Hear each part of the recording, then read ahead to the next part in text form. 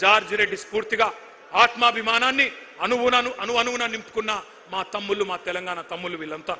ఉస్మానియా విశ్వవిద్యాలయ విద్యార్థులని beer biryani batch అని పిలిచిన ఎలక్షన్లకు ముందు, అయినా నిన్ను క్షమించిండ్రు. Hyderabad central university, Maulana Azad university వాళ్ళ భూములు గుంజుకున్నావు, రియల్ ఎస్టేట్ దందా చేస్తున్నావు, క్షమించరు నిన్ను. పొట్టు పొట్టు ఆకలుంది ఈ యువతరానికి, ఒట్టు పెట్టుకుంటున్నారు కాంగ్రెస్ కు గోరి గడతామని గుర్తుపెట్టుకో. కాంగ్రెస్ కథకు ముగింపు వాళ్ళే రాస్తారు. నీ క్లైమాక్స్ హిట్లర్ కంటే దారుణంగా ఉంటది రేవంత్ రెడ్డి, గుర్తుపెట్టుకో. పెద్ద పెద్దోళ్ళు, నీలిగినోళ్ళు, చాలా మంది మాట్లాడినోళ్ళు ఎక్కడెక్కడో పోయినారు. ఇవాళ 10 ఏళ్ల కాలంలో మేము కొంత ప్రయత్నం చేసినాం, సిన్సియర్గా చేసినాం, చాలా సిన్సియర్గా నిజాయితీగా పనిచేసినాం. ఎన్నడూ యువతను కించపరచలేదు, చులకన చేసి మాట్లాడలేదు.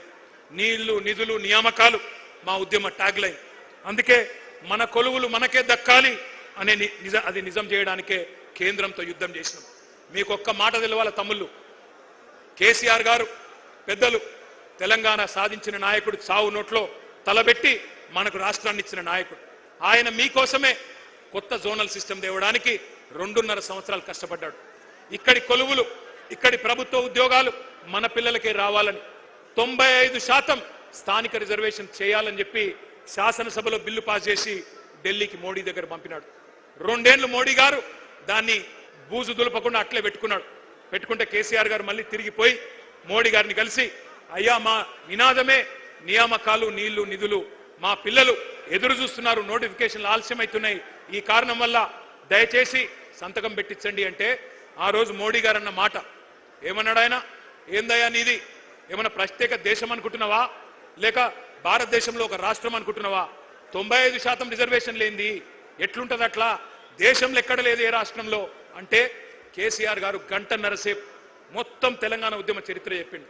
ఎట్లా మన పిల్లలు కొట్లాడి పోరాడి ముల్కీ ఉద్యమం నుంచి, గైర్ ముల్కీ ఉద్యమం నుంచి, ఇడ్లీ సాంబార్ గోబ్యాక్ ఉద్యమం నుంచి 610 జీవో, గిర్గ్లానీ కమిషను అన్ని కూడా 6 పాయింట్ ఫార్ములా అన్ని చెప్తూ 14F అన్ని చెప్పి ఒప్పించి మెప్పించి చివరికి ఆ రోజు మోడీ గారిని ఒప్పిస్తే 95% స్థానిక రిజర్వేషన్లున్న ఒకే ఒక్క రాష్ట్రం భారతదేశంలో మన తెలంగాణ.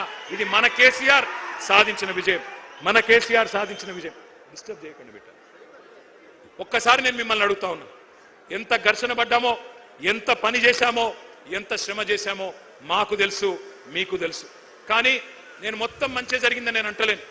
కొన్ని పొరపాట్లు కూడా జరిగినాయి, తెలుసో తెలియకనో కొన్ని పొరపాట్లు జరిగినాయి. టీఎస్పీఎస్సీ పేపర్ లీక్ అయింది. పేపర్ లీక్ అయితే కాంగ్రెస్ ఓడో బీజేపీడో పట్టుకోలేదు, మన ప్రభుత్వమే పట్టుకుంది. మీడియానో ఇంకెవరో పట్టుకోలే, మన ప్రభుత్వమే పట్టుకొని వాళ్ళని శిక్షించింది. కానీ మీకు కోపం వచ్చింది, కొద్దిగా ఇంకా గట్టిగా ఉండాలి, ఆ బోర్డును రద్దు చేయాలి, ఇంకా ఆ రోజు స్ట్రిక్ట్ గా ఉంటే బాగుండదన్న కోపం మీకు కూడా వచ్చింది. అందుకే నేను అంటున్నా, మీ ఆవేదన మాకు అర్థమైంది, మీ ఆరాటం అర్థమైంది, కొన్ని పొరపాట్లు జరిగిన విషయం కూడా మాకు అర్థమైంది. వాటిని సవరించుకునే సత్తా కూడా మళ్ళీ బీఆర్ఎస్ కు మాత్రమే ఉంది. ఆనాడు చెప్పినాం, ముందు చెప్పాం, ఈ రోజు కూడా చెప్తా ఉన్నాం.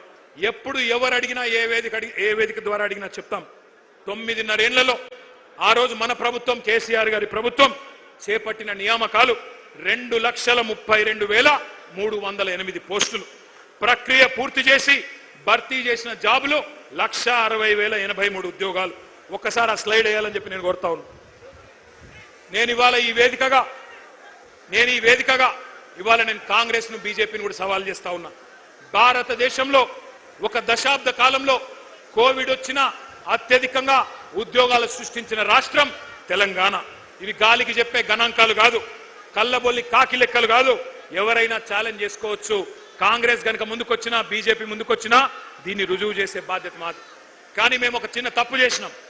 మేము డబ్బా కొట్టి చెప్పుకోలేదు, సభలు పెట్టి సర్టిఫికెట్లు పంచలేదు, ఫ్రంట్ పేజీలో యాడ్ చేయలేదు. మేము చేసిన తప్పు అది. గోబెల్స్ గోరి నుంచి లేచి వచ్చినట్టు పని కట్టుకొని ప్రాపగాండా చేసినారు. అపనిందలు, అబద్ధాలతోని ఒక విద్వేషం మీ మనసు నిండా నూరిపోసినారు. కేసీఆర్, కేటీఆర్ ఉద్యోగాలు ఊడగొడితే మీకు ఉద్యోగాలు వస్తాయని చెప్పి మరి గాంధీ భవన్ లో దూరిన గాడ్ సేల్ రెచ్చగొట్టారు. సరే, ఎన్నికల్లో గెలుపోవటంలో సహజం, మేము ఓడిపోయినాం.